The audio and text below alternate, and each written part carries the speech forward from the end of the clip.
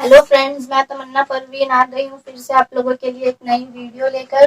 तो आज के इस वीडियो में मेनली हम लोग जिस टॉपिक पे डील करने वाले हैं वो है causes of the revolt of 1857। तो प्रीवियस वीडियो में मैंने आप लोगों को पॉलिटिकल कॉज के बारे में बताया था। तो आज के इस वीडियो में सोशल एंड रिलीजियस कॉजेज को देखेंगे। So let's start with our first point. So the first point is British interference in social and cultural customs of India. Britishers जो थे वो इंडिया के सोशल और कल्चरल कस्टम्स पे interfere कर रहे थे। तो जो उनका वे ऑफ इंटरफेरेंस था वो किस किस्म का था?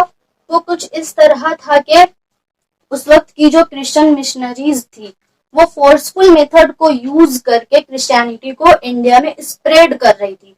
एंड इवन जो मिशनरीज थी वो हिंदू और मुस्लिम्स के रिलीजियस बिलीव्स, कल्चरल कस्टम्स और ट्रेडिशन में भी इंटरफेयर कर रही थी।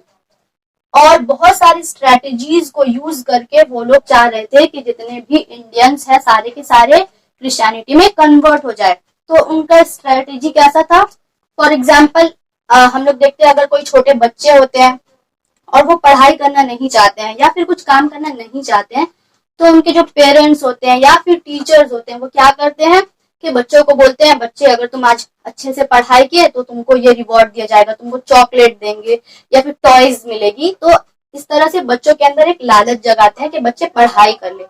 सेम वे जो मिशनरीज थी वो क्या कर रही थी कि इंडियंस को किस चीज के लिए ऑफर कर रही थी कि अगर लोग क्रिश्चियनिटी में कन्वर्ट होंगे तो उनको क्या दी जाएगी? Job, rewards, promotions etcetera. इन सब चीजों को ऑफर करके उन लोगों को क्रिश्चियनिटी में कन्वर्ट करने की कोशिश की गई थी। इवन उस वक्त की जो गवर्नमेंट थी वो भी मिशनरीज की एक्टिविटीज को सपोर्ट कर रही थी, जिसकी वजह से लोग बहुत ज्यादा परेशान हो गए। और उनकी परेशानी किस चीज की शक्ल में बाद में सामने आई? वो रिवोल्ट की शक्ल में सामने आई और वो बनी रिवोल्ट ऑफ 1857। तो अब हम लोग नेक्स्ट पॉइंट देखेंगे। So the next point was social and religious reforms. Social और रिलीजियस रिफॉर्म्स में हम लोग देखेंगे इंडिया में उस वक्त इंडियंस जो थे, इंडिया के जो लोग थे, बहुत सारे प्रैक्टिसेस को फॉलो कर रहे थे, like the practice of Sati,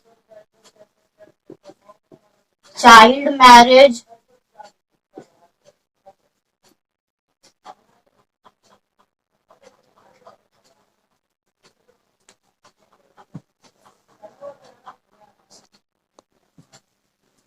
infanticide, polygamy.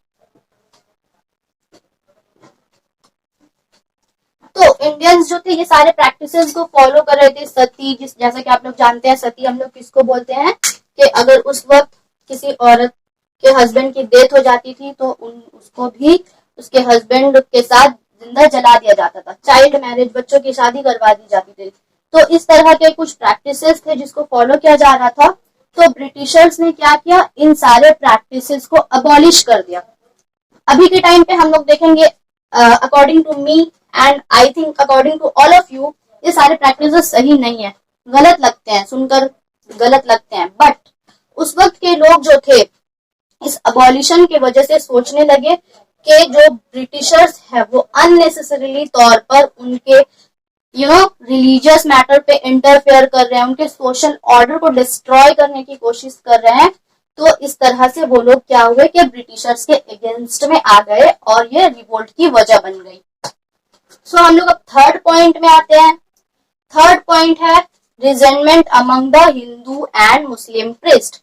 Hindu और मुस्लिम प्रीस्ट के अंदर एक किस्म की रिजेंटमेंट पैदा हो गई। वो क्यों? क्योंकि ब्रिटिशर्स जो थे वो यहाँ पे वेस्टर्न एजुकेशन को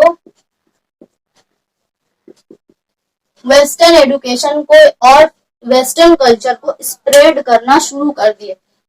वेस्टर्न कल्चर और वेस्टर्न एजुकेशन का प्रमोशन जो था, या फिर हम लोग बोलते स्प्रेडिंग जो था, वो ऑर्थोडॉक्स पंडित्स और मौलवीज को बिल्कुल भी पसंद नहीं आई और जो ऑर्थोडॉक्स मुस्लिम ऑर्थोडॉक्स पंडित और मौलवीज थे वो क्या स्टार्ट कर दिए, लोगों को ब्रिटिशर्स के अगेंस्ट प्रोवोक करना शुरू कर दिए।